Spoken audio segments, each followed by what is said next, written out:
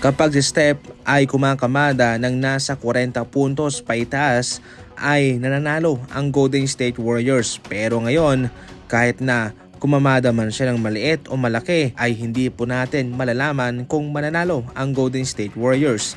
Sa kanilang huling dalawang laban ay mga big time numbers ang kinamada na Steph pero natalo pa rin naman sila. Kaya sa ngayon ayon mismo sa mga NBA fans, ano ba talaga?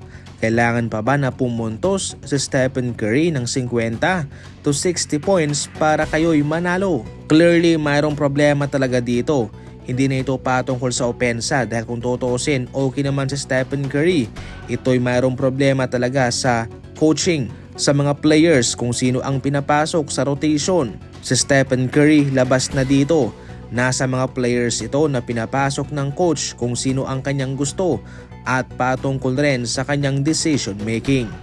Sa kabilang banda, hindi naman takot ang Toronto Raptors na kumuha ng mga veteran center, especially itong si Anthony Davis na marupok ngayon at itong matibay naman na si Domantas Sabonis. Ang Raptors ay nasa pangatlong posisyon, maganda sa ngayon ang kanilang tinatakbo. Kung kanilang kukunin itong si Anthony Davis, hindi ito yung magpapalakas sa kanila. Bagkus ito'y magpapalakas pa sa kanila lalo. Hindi po mahina itong Toronto Raptors kaya kahit na ma-injured man sa kanila itong si Anthony Davis ay hindi ito magiging problema. Pero kung siya'y healthy naman at nakakalaro para sa kanila, aba lalakas pa sila lalo. Magaling na center din po itong si Domantas Sabonis pero kung pag-uusapan natin yung flexibility at yung level ng pagdepensa mataas, aba syempre kay Anthony Davis na yan. Marami sa ngayon ang nagbabantay dito sa susunod na yugto ng Knicks pagkatapos na sila'y manalo sa NBA Cup. Ngayon kasi ay mayroon daw sumpa ang NBA Cup mga idol.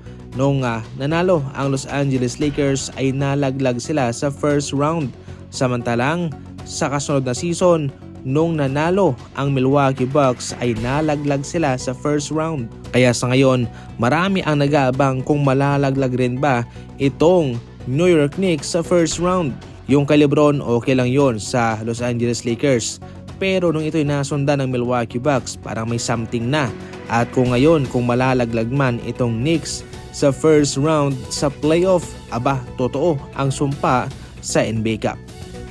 Kaya tinanghal na MVP itong si Brunson sa NBA Cup. Kung tutuusin mga idol, maliit na maliit siya kay Wemby at sobrang taas naman ni Wemby sa kanya. Pero ito'y kanyang na-outscored. Si Wemby 18 points samantalang si Brunson 25. Naka-6 na rebounds itong si Wemby samantalang 4 naman yung sa kanya.